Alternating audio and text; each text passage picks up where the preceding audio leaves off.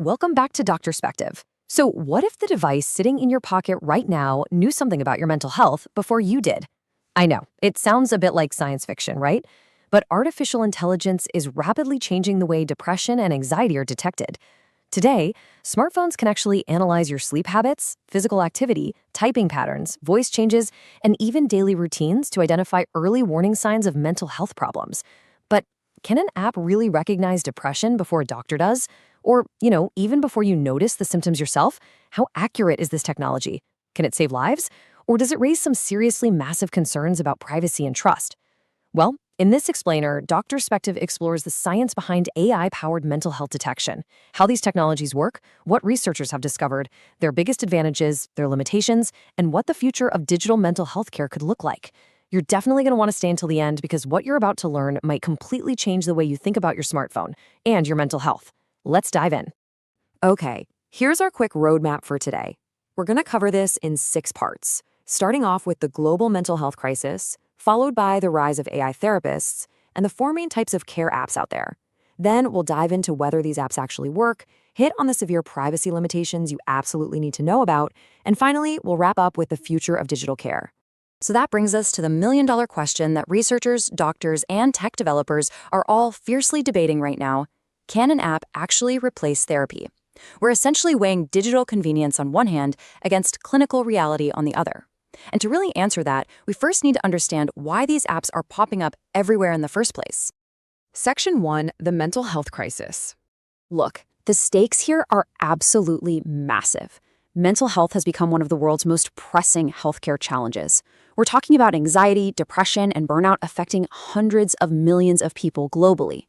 But here's the real breaking point, the bottleneck. We are facing a severe shortage of professionals. Even when someone bravely decides to seek help, they just hit a brick wall. Long waiting lists, sky-high costs, and let's not forget the lingering social stigma. The sheer volume of need is just completely overwhelming our traditional healthcare systems. Section 2, the rise of AI therapists. So because of this massive bottleneck in traditional care, digital tools are just booming. But to really get how they work, we need to look at their foundation, cognitive behavioral therapy, or CBT. Basically, CBT uses evidence-based techniques to help you challenge negative thoughts and build healthier behaviors. And what AI does is it completely accelerates this process. It uses natural language processing to simulate a supportive conversation. Imagine a chatbot stepping in to help you spot those negative thinking patterns right in the moment. It acts as a 24/7 digital assistant, though crucially not a replacement for a licensed professional. So why are people, especially younger adults, flocking to these apps in droves? Well, it really just comes down to accessibility. First off, they offer immediate emotional support. Second, there is absolutely zero waiting for an appointment, no sitting around for weeks hoping to get a slot. And third, they're highly affordable and private. I mean, for a generation that basically lives on their smartphones, turning that device into an instant lifeline makes a ton of sense, right? It lets millions of people completely bypass the waitlist. Moving on to Section 3, 4 types of care apps. If you open your app store right now and search for mental health, the sheer volume of choices is honestly overwhelming. But they generally fall into 4 distinct buckets. First, you've got your AI therapy and CBT apps, which guide you through those clinical exercises we just talked about. Next are stress and anxiety apps. These offer quick, in-the-moment tools like breathing exercises. Then you have sleep and meditation apps, focusing on calming audio and tracking your sleep cycles. And finally, workplace wellness apps. This is a booming corporate sector where companies are actually providing these exact tools to try and reduce employee burnout. Section 4. Do these apps work? Okay, it's time to separate the actual science from the flashy marketing. The data is surprisingly quite promising, but with a really major caveat. Large clinical reviews do show that some CBT-based apps can reduce symptoms, but pay close attention to the specific wording researchers use: consistent engagement and mild symptoms. Effectiveness varies wildly across the board. You can't just download an app, look at it once on a Tuesday, and expect a cure. And honestly, not every app you see in the store has actually been clinically validated. Section 5. Privacy and crucial limitations. We really need to take a strict yes-but approach here and draw a hard line in the sand.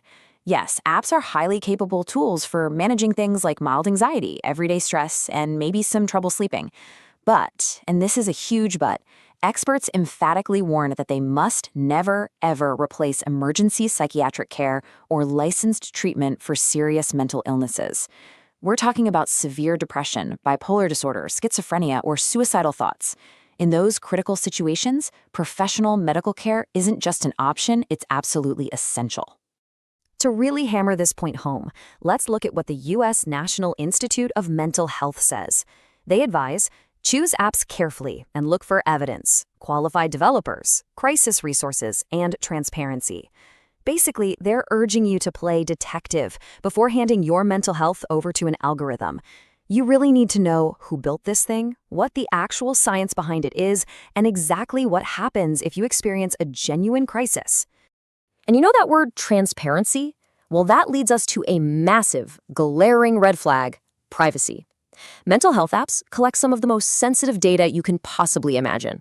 We're talking deep emotional histories, daily mood journals, and literal transcripts of your conversations with an AI. And here is a pretty shocking fact. Many consumer mental health apps aren't actually covered by traditional medical privacy laws like HIPAA in the US. Recent research has exposed some major gaps in how some of these apps share this incredibly intimate data with third parties.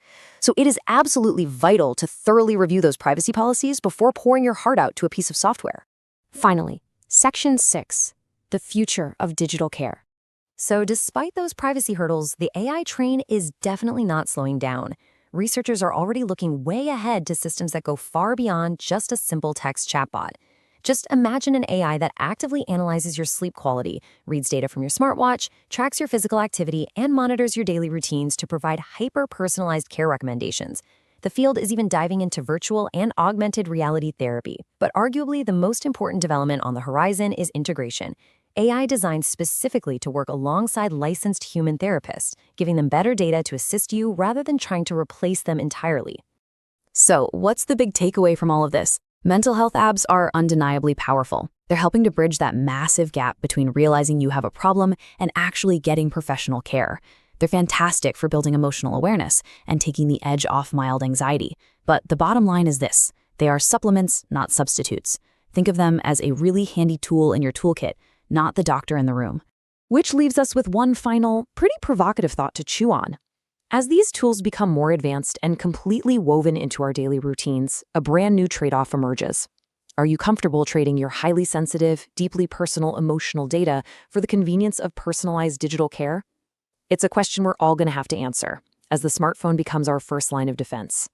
Thanks for watching Doctorspective. Stay informed, stay healthy, and we'll see you in the next explainer.